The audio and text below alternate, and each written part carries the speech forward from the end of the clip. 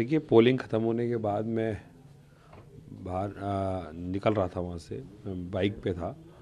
तो भारतीय जनता पार्टी का जो ऑफिस है, जो चुनाव कार्यालय है, उसके जब सामने से निकलने के थोड़ा सा जाम लग गया, जिसकी वजह से थोड़ी सी बाइक की स्पीड स्लो हो गई।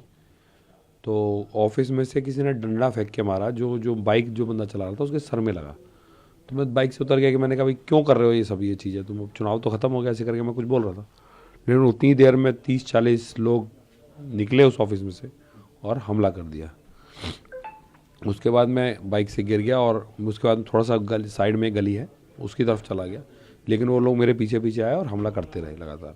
फिर उसके बाद जो वहाँ के गली के लोग थे वो उन्होंने आया, उन्होंने थोड़ा सा उनको रोका कि भाई, वो तो क्योंकि पहचानते थे गली के लोग, तो क्योंकि ये जितने भी लोग थे सब लोग बाहर से आए हुए थे, ये लोकल रेजिडेंट्स कोई नहीं था इनमें से। तो उसके बाद फिर लोगों ने रोका, तो फिर उसके बाद पुलिस कंप्लेंट हुई है और बाकी अभी तक पुलिस ने कोई कार्रवाई नहीं की। पुलिस लगातार ये कह रही जी हमारे पर दबाव है कि कार्रवाई ना की जाए। जो कैबिनेट मिनिस्टर हैं गिरिराज सिंह, उनका लगातार फ़ोन डीसीपी के फ़ोन पे आ रहा था और वो लगातार उनको प्रेशर बना रहा है कि जी आप कोई कार्रवाई मत करो, कार्रवाई मत करो। अब उसमें कितना पॉलिटिकल एंगल है और कितना गिरिराज जी का पर्सनल इंटरेस्ट है, वो देखने की बात है। पुलिस पूरी तरह से दबाव में है और पुलिस कोई कार्रवाई करने को तैयार नहीं है।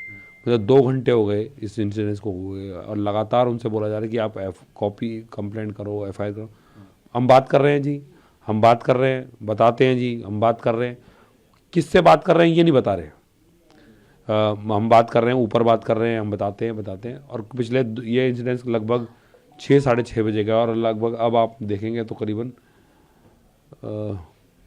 9:15 बज रहे हैं। तो मतलब 3 घंटे इस इंसिडेंस को ऑलरेडी हो चुके हैं, लेकिन ना तो अभी कोई पुलिस कार्रवाई है, ना कोई कंप्लेंट लिखने को तैयार है। इसमें लोगों ने आपके साथ ये मारपीट, इस लोग होंगे ये 30 से 40 होंगे। हाँ। तो ये क्या बीजेपी के कार्यकर्ता थे? बीजेपी के कार्यकर्ता उनके ऑफिस से निकले हैं और मैं तो पुलिस को ये बोला कि आप वहाँ की सीसीटीवी फुटेज निकालिए, आपको सब दिखेगा किसमें क्या हुआ है। लेकिन ना तो पुलिस सीसीटीवी फुटेज निकालने को तैयार है, ना कंप्लेंट लिखने को तैयार है। बस केवल कीजिए, ऊपर से बात कर रहे हैं हम, ऊपर से बात कर रहे हैं। अब डीसीपी किससे बात कर रहा है ये पता नहीं है, पता नहीं इनके पास ऊपर से कितना पॉलिटिकल दबाव है जो ये कार्रवाई करने को तैयार नहीं है। तो आप सिर्फ 2 ही जने थे भाई? हम 2 जने, मतलब 2 जने क्या, बाइक थी हमारे साथ, 2-3 बाइक थी जिसमें और भी लोग थे, लेकिन वो जाम की वजह से कुछ बाइक आगे हो गई, कोई पीछे रह गई। और वो जो मेरे जब हम इंसिडेंस हुआ तो केवल हम 2 ही लोग थे, एक बाइक पीछे थी जो थोड़ा शायद जाम में कहीं रह गई थी। सर एक सवाल ये, एक के खिलाफ रजिस्टर्ड हुआ है फ्लाइंग किस का आरोप आपके ऊपर लगा है। देखिए, पहली बात तो कोई केस रजिस्टर्ड नहीं हुआ अभी तक। मैं वही तो समझाना चाह रहा हूँ आपको कि पुलिस के बाइसनेस देखिए कि एक आदमी केवल कंप्लेंट करता है और उसके कोई तथ्य नहीं है उसके पास। वीडियो रिकॉर्ड है, वीडियो रिकॉर्ड दिखा दीजिए, कोई बात हो तो दिखा दीजिए। जो इशारा किया गया था वो, मैं चंदन चौधरी जी से कुछ सवाल पूछ रहा था पिछले 3 दिन से, आप मेरा फेसबुक चेक कर सकते हैं। मैं उनसे कुछ राजनीतिक सवाल पूछ रहा था कि लगातार कि आपने ये क्यों नहीं किया, आप ये इस विषय पे क्या कहना चाहते हैं, आप इस विषय पे क्या कहना चाहते हैं, हम इस विषय पे क्या कहना चाहते हैं। मैंने 3 सवाल उनसे किए थे। तो जब मैंने ऐसे इशारा किया तो मैंने उनसे बोला कि कुछ तो बोलो, ऐसे कर कह रहा था मैं, कुछ बोलो, कुछ तो जवाब दो। अब वो उसको फ्लाइंग किस समझ रहे हैं कि क्या समझ रहे हैं, तो उनकी समझ का खेल है। अब ये तो वही जाने, लेकिन जिस बात को, और उसके ऊपर एफआईआर हो जाती है। आप ही कह रहे हैं, मेरी जानकारी में भी कोई ऐसी एफआईआर नहीं हुई है। पुलिस एक तरफा कार्रवाई करते हुए एफआईआर कर देती है, और एक तरफ जब सरेआम हमला हो रहा है और सब कुछ वीडियो एविडेंस है, पुलिस कोई कार्रवाई करने को तैयार नहीं।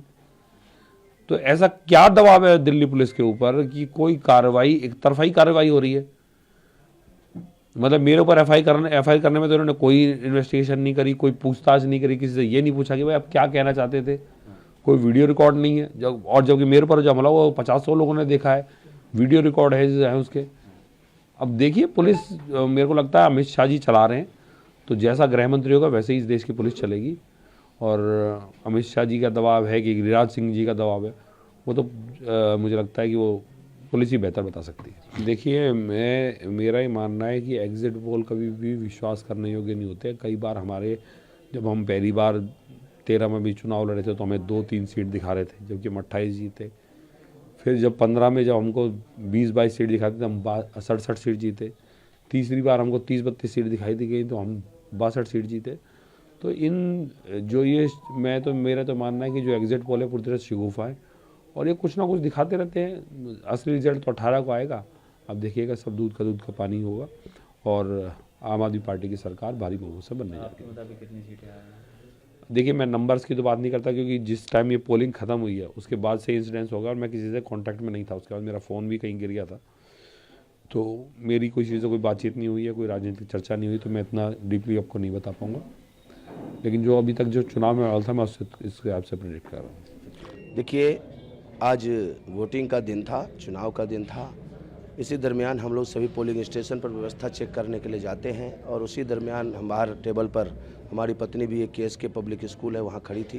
इतनी देर में मोहनिया जो यहाँ का विधायक है वर्तमान में, वो आता है और अमानवीय हरकत शुरू कर देता है, बदतमीजी शुरू कर देता है कि तुम कौन हो, तू यहाँ क्या कर रही है, मतलब बिल्कुल गाली गलौज के लहजे में। तो उसने सिर्फ इतना कहा कि पुलिस मुझे कहेगी हटने के लिए, पुलिस मुझे हटाएगी, आप कौन होते हैं बोलने वाले। तो उसने फिर गाली गलौज शुरू कर दिया, अभद्रता शुरू कर दिया। फिर वहाँ से वो भाग आया। फिर हम दूसरे सेंटर पर थे, पोलिंग सेंटर पर, वहाँ से सब कुछ खत्म करके, पोलिंग खत्म करवा करके मैं लगभग 6 बजे के समथिंग मैंने यहाँ पहुँचा तो लगभग 5 से 10 मिनट में बैठा हुआ था सारा पेपर तैयार करने के लिए। इतनी देर में संघ के अधिकारी मेरे पास सर पर हाथ लगाए हुए आते हैं कि देखो जी, मोहनिया जी ने पथराव कर दिया अपने ऑफिस पर, इसको थोड़ा सा आप बाहर मत जाना, मैं संभाल रहा हूँ। देखिए, चोट लगने के बावजूद भी एक संघ का अधिकारी किस तरीके से परिस्थितियों को संभालता है, उनसे सीखना चाहिए। उनको बहुत ही ज़्यादा चोट लगी है, बत्रा हॉस्पिटल में एडमिट है। मैंने पूछा उनसे कैसे हुआ। दिनेश मोहनिया बुलेट से उतरता है और गाली गलौज शुरू कर देता है, जितने भी गुर्गे हो 8 तारीख को तुम लोगों को देख लेंगे और जान से हाथ धो बैठोगे। इतनी देर में वो उसके कुछ गुर्गे पथराव शुरू कर देते हैं, जिसका वीडियो भी है, सारा कुछ हमारे पास है। तो इस तरीके की अमानवीय हरकत कोई भी देश का विधायक नहीं कर सकता है। ये असामाजिक तत्व है और ईश्वर की कृपा रही तो 8 तारीख को इनका पत्ता साफ होने वाला है। फिर पुलिस उचित कार्रवाई करेगी। दोनों घटनाओं में हमने पुलिस को संज्ञान में दे दिया है, एक में एप्लीकेशन दे दिया है, दूसरे की घटना जो है पुलिस मौजूदगी में अभी हो रही है जांच। जो भी उचित कार्रवाई होगी वो की जाएगी। पुलिस के द्वारा मुझे आश्वस्त किया गया है। अब देखिए क्या होता है। कितने लोग इंजर्ड हुए? 8 लोग इंजर्ड हुए हमारी तरफ से। संघ के अधिकारी क्या नाम है? संघ के उनके नाम हैं अशोक यादव जी, जो इंदौर से हैं, तृतीय वर्ष शिक्षित हैं और लोकसभा के प्रभारी हैं। वो घायल हुए हैं और 6 कार्यकर्ता और घायल हुए हैं।